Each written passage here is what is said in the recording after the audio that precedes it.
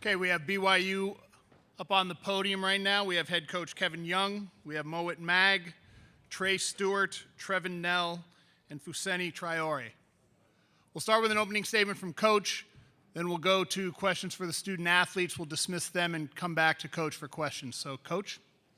Yeah, all credit goes to Nate Oates, their staff, and their players.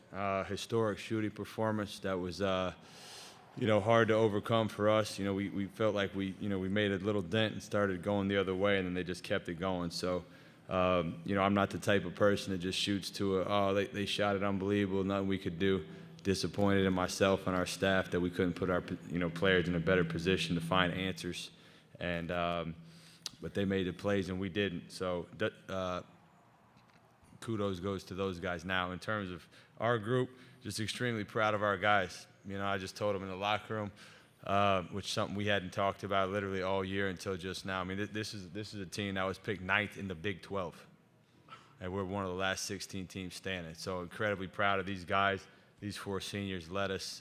Each one has a remarkable story in their own right, and just really happy that I got a chance to coach not only these 4, but this entire team. We'll take questions for the student athletes. I ask that you raise your hand. We will get a microphone to you. Please give name and affiliation before asking your question. We'll start here in row 2. Jackson Payne with the Deseret News.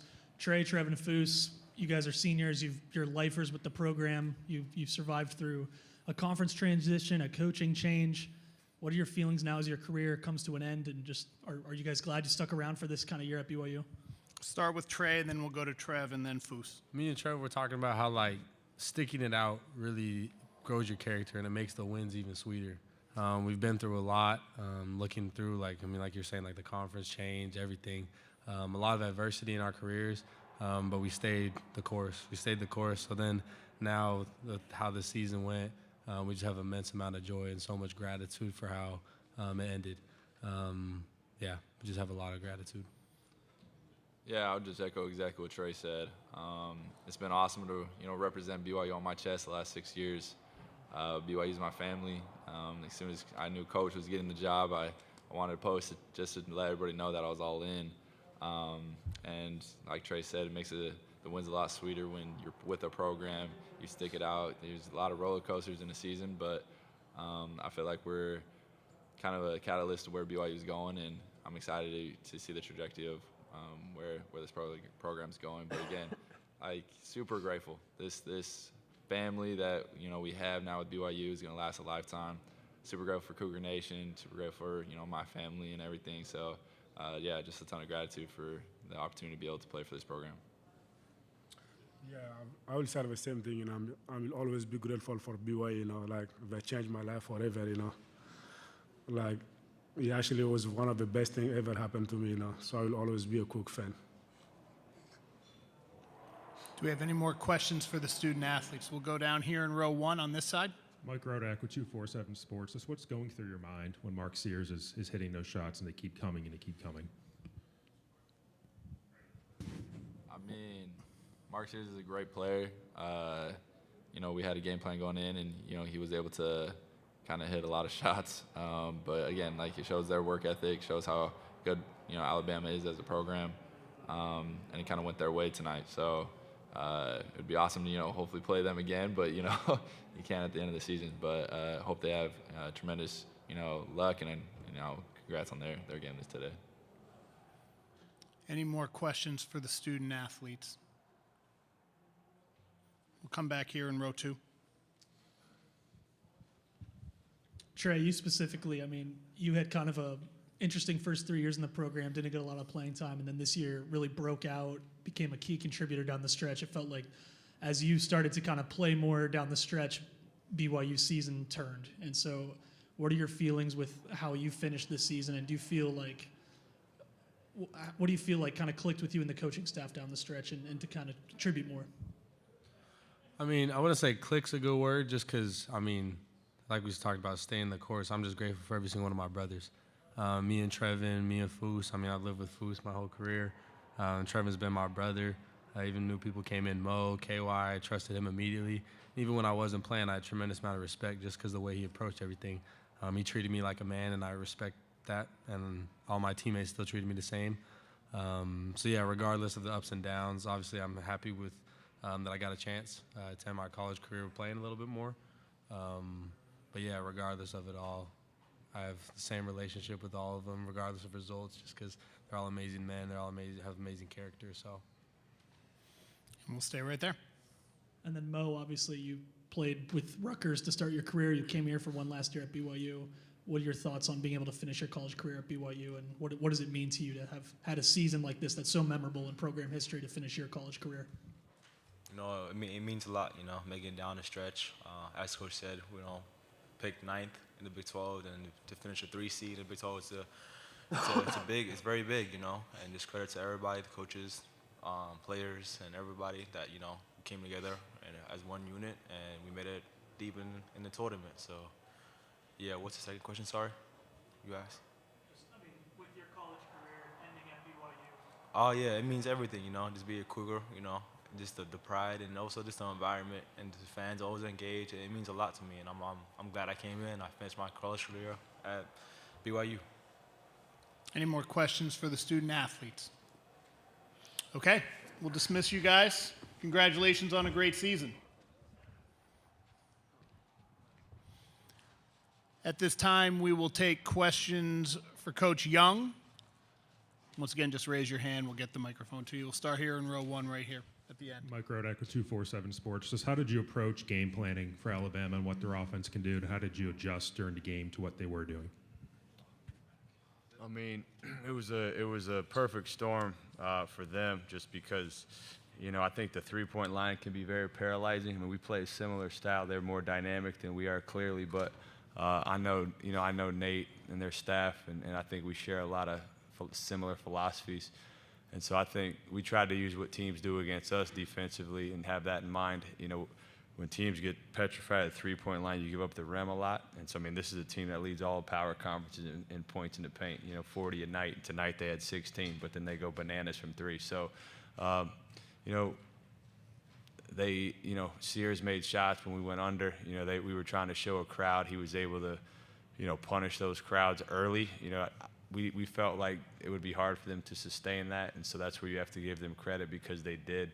That's where I'm disappointed at, myself, to not be able to find a solution. But some nights, man, you're trying everything and it doesn't seem to work. But that's a really good basketball team, and I mean, it was an all-time night for them. So it was felt like, it was nothing we could do at times. But just proud of the way our guys kept staying with it, and we had our chances despite the incredible shot making. Come here to row 2. Jackson Payne, Deseret News. Coach, I know you're not a believer in expectations, you've said at the beginning of the year. And just kind of as your first season at BYU has come to a close, how do you feel about the results? Did you accomplish what you wanted to? And just kind of looking back now as a complete result.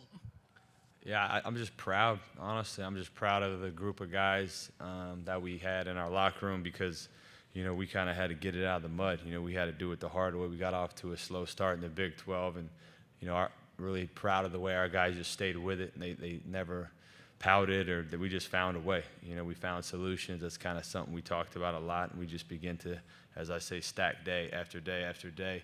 And I told them in the locker room, that's something that, not to get all philosophical, but that's something they can take with them, I hope, for the rest of their lives, where it really is just a microcosm of how to just plow through life. I mean, things aren't always going to go your way, and you just got to figure out ways to get through things. And that's what this group did this year. And sometimes when you have that attitude and you do it day after day, really good things can happen. So just happy the way we were able to make it all kind of come together towards the end. And you've talked about stacking days as the season's gone on, now kind of turning the page into year 2. How important is it for you to stack years? And how important is a year like you just had to kind of spring your process and what you want to accomplish in this operation at BYU going forward? Yeah, I mean, well, first of all, the future at BYU is incredibly bright. I think anyone that pays attention to the sport would agree with that. This was obviously a kind of a statement, I think, this season, where it's like we're a force to be reckoned with, in the Big 12 and nationally. led by really good players that we had this year, and we'll continue to try to bring good players in. But I think it's just, I just think there's a lot of good things going on at BYU, period. You know, making the move to the Big 12. I mean, the football team, you know, kind of got that party started in the last couple of years, and you know, we tried to carry the torch as well. And you know, it's exciting to think what we can build. You know, for me and our staff being, you know, new in this whole thing, we had a lot of learning we had to do and are still learning, obviously. But we feel like foundationally we've kind of put out a blueprint of, one, how we want to play. I think our identity is clear, and now we got to hopefully do a good job to continue to recruit to that identity, and you know, continue to try to bring in high-end talent so we can you know, play with the teams who historically have played deep into this tournament. That's our goal. Row 2 here on the end. Sam Foster, Daily Universe. First year coaching in college. What has it been like coaching these young men like Yegor, Cannon, Elijah? They're 18 years old versus coaching professionals in the NBA. What have you learned about that?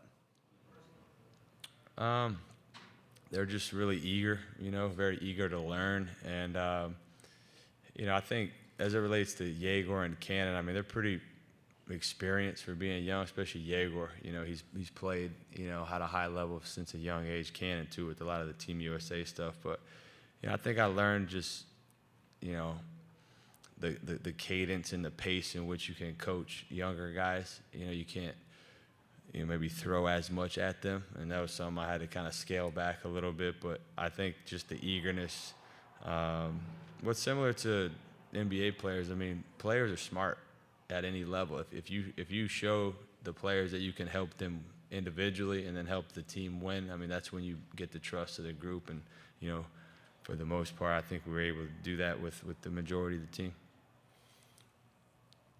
We'll take one more if there is one. Okay, front row here. Talked about the similarities in systems between you and Nate, and obviously the NBA kind of background for both of you there. Just how much is Alabama kind of the version of what you want to be, what they did tonight, and why would that be so successful in college basketball going forward? Well, first of all, I think Nate's done a good job at Alabama of, you know, having sustained success. You know, that's something that we're trying to do. So I have a lot of respect for him. I mean, this is hard. What they've done there is really hard, you know, so a lot of respect to him. In terms stylistically, I mean, Nate and I have talked. I mean, it's funny because I don't know a lot of college coaches. He's probably one of the few coaches I do know pretty well. He came to training camp when I was with the Suns. We kept a relationship going. And so, you know, we did talk a little bit leading up to the season just about, you know, the spacing.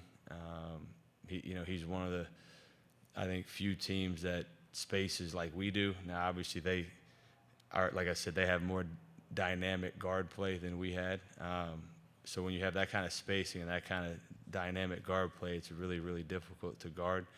And, you know, they're obviously heavy into their shot profile and their shot diet. That's something that we've been, I think them and us kind of had I think we were 1 and 2 in, you know, efficient shot diets. And so there's a lot of similarities. But I think, for me anyways, it just kind of validates that style of play is really hard to stop, you know, especially if you can recruit to it, which they've done. And, you know, all coaches are thieves, man. So I'll continue to learn from all these really good coaches and try to be better next year and continue to build our program. Coach, we appreciate you taking the time. Thanks, Congratulations everybody. on a great season. Thank you so much.